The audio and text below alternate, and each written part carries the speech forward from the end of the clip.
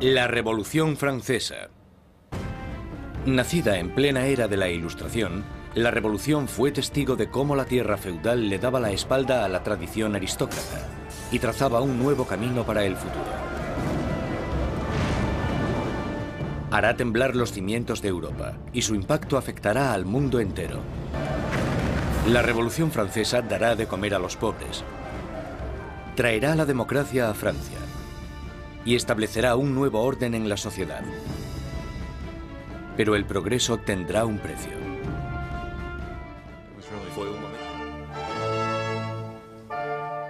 En la primavera de 1770, nadie hubiese podido prever los turbulentos acontecimientos que estaban a punto de suceder. El Palacio de Versalles se llena de distinguidos miembros de la corte real. El nieto del rey Luis XIV, el príncipe Louis Capet, el siguiente en la línea sucesoria al trono, está a punto de casarse.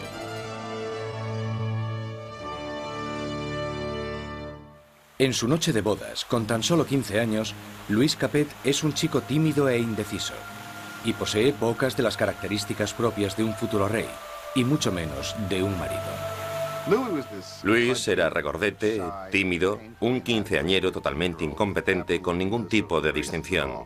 La amante de Luis XVI, Madame Dubarry, le describía como un chico gordo y maleducado. Básicamente, era poca cosa. A Luis XVI le resultaba muy difícil tomar decisiones. Siempre la última persona con la que hablase podía hacerle cambiar de opinión. Estas no son las cualidades que tendría que tener un líder. El matrimonio de Luis es una unión política entre la familia real austríaca, los Habsburgos y su propia familia, los Borbones. La boda simboliza el fin de una antigua rivalidad y el principio del establecimiento de nuevos lazos regionales. La futura esposa llega a Francia, una inocente y guapa chiquilla de 14 años. María Antonieta. María Antonieta llega a Francia como un símbolo político, pero como a toda adolescente, no le interesan los asuntos políticos. María Antonieta llega a Versalles siendo muy joven. No sabía mucho del país en el que estaba, no conocía sus costumbres y a la corte. Era una niña fuerte, muy vivaz, pero seguía siendo una niña.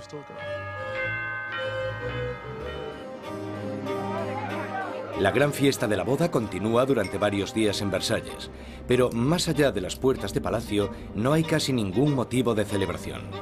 Años de mala administración por parte de la monarquía han llevado a los franceses a pasar penurias y hambre. Casi una década antes, el rey Luis XV había perdido una guerra de 7 años, luchando contra Inglaterra por América del Norte. El desafortunado conflicto casi arruina a Francia, dejándola sin dinero y sin prestigio. Las arcas del Estado estaban casi vacías, sin embargo, su población aumentaba día tras día. Con enfermedades como la peste totalmente erradicadas, pocos morían, pero muchos pasaban hambre.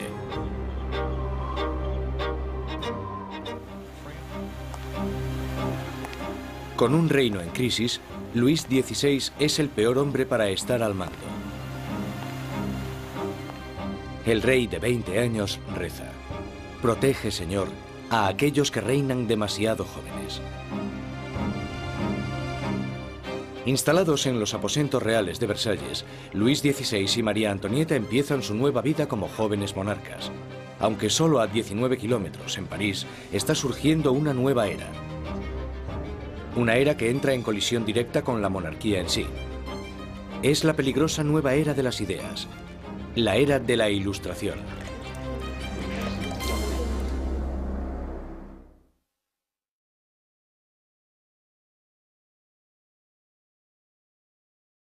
Desde la Edad Media, la sociedad europea se había dividido en 3 clases distintas, establecidas en el Nacimiento. Había una gran división entre la riqueza de la nobleza y el clero y la pobreza de los campesinos. Entonces, en pleno siglo XVIII, la razón y la ciencia empiezan a cuestionar esta tradición.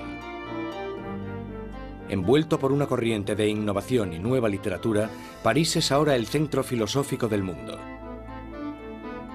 La ciudad es invadida por nuevas corrientes de conocimiento, se abren nuevas posibilidades.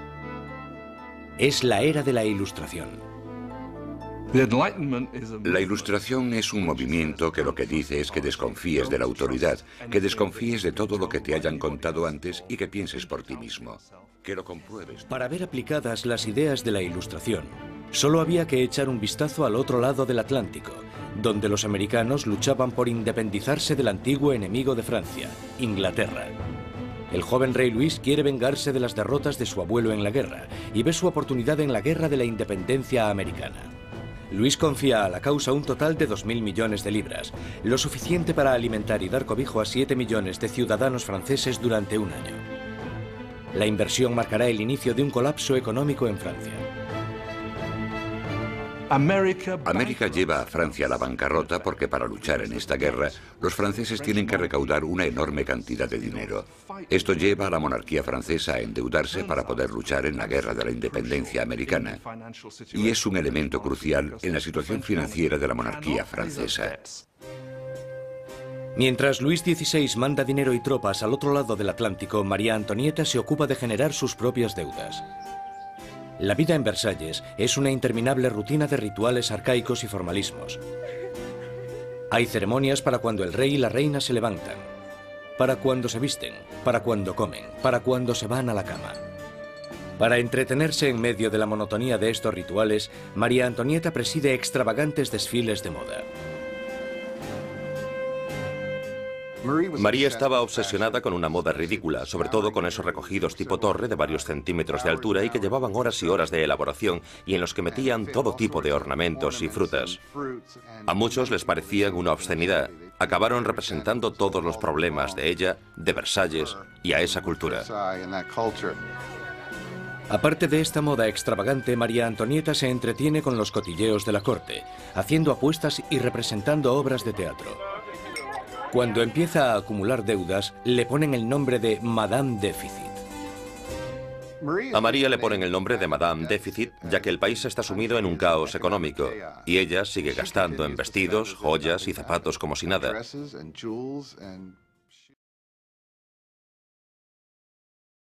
Cuando la situación en el campo empeora, la opinión de la gente sobre la monarquía empieza a cambiar. Se producen muchas malas cosechas, y la inflación aumenta el precio de la harina, llevando a la escasez de la parte esencial de la dieta francesa, el pan. Pero naturalmente estas privaciones acaban a las puertas de Versalles. Mientras los monarcas continúan viviendo en la extravagancia, las quejas se traspasan al papel. A la corte real se le acusa directamente. ¿Sabe por qué hay tanta gente necesitada? ¿Es acaso que su lujoso estilo de vida devora en un día lo que 1 millar de hombres necesitaría para subsistir? A finales del 1700, Versalles es un oasis de extravagancia, rodeado de una tierra desesperada. Y con un rey inseguro al mando, Francia está trazándose su camino al desastre. Después de 19 años de matrimonio, Luis tenía 4 hijos. Aún así, como rey sigue siendo impotente. En un intento por demostrar su liderazgo, Luis se mete a hacer reformas financieras. Pero su equivocada manera de manejar las finanzas carga a los pobres con muchos impuestos, mientras la nobleza no paga casi nada. Con la economía por los suelos y la gente cada vez más inquieta, parece que incluso Dios está enfadado, golpeando a Francia con el invierno más frío de los últimos 90 años. En 1788, para los franceses, la harina era la esencia de la vida. El pan, su medida de subsistencia. Bajo la mala financiación de Luis XVI, el precio de la harina se disparó. Las escasas provisiones se estaban agotando y el precio de una rebanada de pan pronto igualó al sueldo de un mes. El hambre se convirtió en rabia. Surgen disturbios por toda Francia. Se atacan casas. Se roban panaderías. Y los panaderos, acusados de guardar pan, son linchados allí mismo.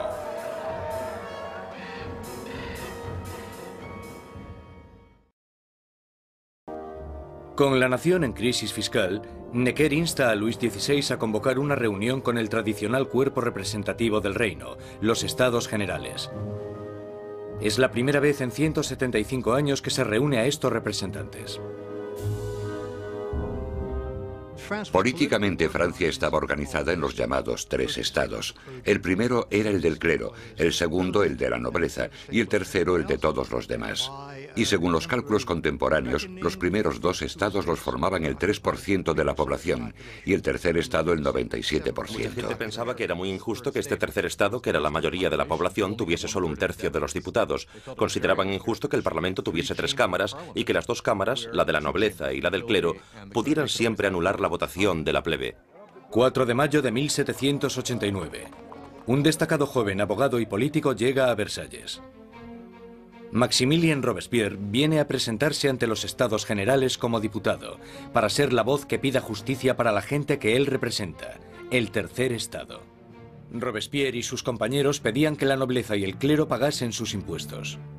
Pero Luis XVI se siente cada vez más amenazado por el creciente radicalismo del tercer estado. Entonces, el 20 de junio, después de 6 semanas de estancamiento, los diputados se dan cuenta de que están siendo silenciados. Los diputados deciden constituirse en una nueva Asamblea Nacional y ser los verdaderos representantes del pueblo de Francia. La Asamblea Nacional nace de un revolucionario estado de rebeldía. Será una comunión de voces procedentes de todo el país, un cuerpo parlamentario representando la voluntad de la gente. Pero arrebatarle el poder al rey no será tan fácil como firmar una simple proclamación. A principios de julio, 30.000 soldados toman posiciones en los alrededores de París. Para defenderse, la gente forma una nueva Guardia Nacional. Los revolucionarios asaltan las armerías de París y se van con más de 28.000 mosquetes. Lo único que les falta es la pólvora, y la gente sabe dónde encontrarla. En el centro de París se alza un enorme castillo de piedra, conocido como el símbolo del dominio feudal, la Bastilla. La prisión acoge los almacenes de pólvora de la ciudad y se conoce como la prisión de las torturas y las muertes inexplicables. La Bastilla había sido el gran símbolo del despotismo monárquico, el gran símbolo de los reyes de Francia yendo más allá de los límites de su propio poder. Para los franceses simboliza el horror. El 14 de julio, multitud de gente se reúne identificándose entre sí con un pequeño emblema. Rojo y azul son los colores de París, separados por el blanco, el color de la Casa de los Borbones. El tricolor ha nacido. De entre la multitud exaltada, una voz grita: ¡A la Bastilla! Cuando el director de la Bastilla, Bernard de Luynes, se entera de que una gran multitud se está aproximando a la prisión, intenta cerrarla. Monta una defensa desesperada, pero los revolucionarios asaltan la fortaleza y arremeten contra los guardas con cuchillos y lanzas. Finalmente, el director de Luynes se rinde, pero la multitud enfurecida le agarra arrastrándole por las calles, le abuchean, le dan patadas y le golpean hasta que grita: «¡Dejadme morir!». La multitud entusiasmada accede con mucho gusto a su petición. Le apuñalan, le disparan y nace una revolucionaria tradición. Su cabeza decapitada desfila por las calles clavada en una lanza.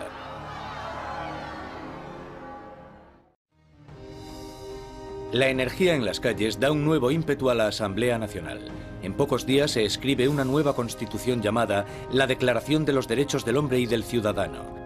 En este atrevido documento, las arcaicas distinciones de clases son abolidas y todos los hombres son considerados totalmente iguales.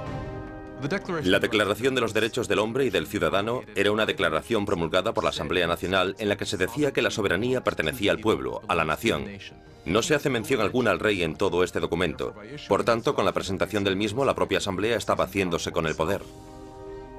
Con la nueva Asamblea Nacional como portavoz, los ciudadanos de Francia se dispusieron a cambiar toda la estructura de su sociedad.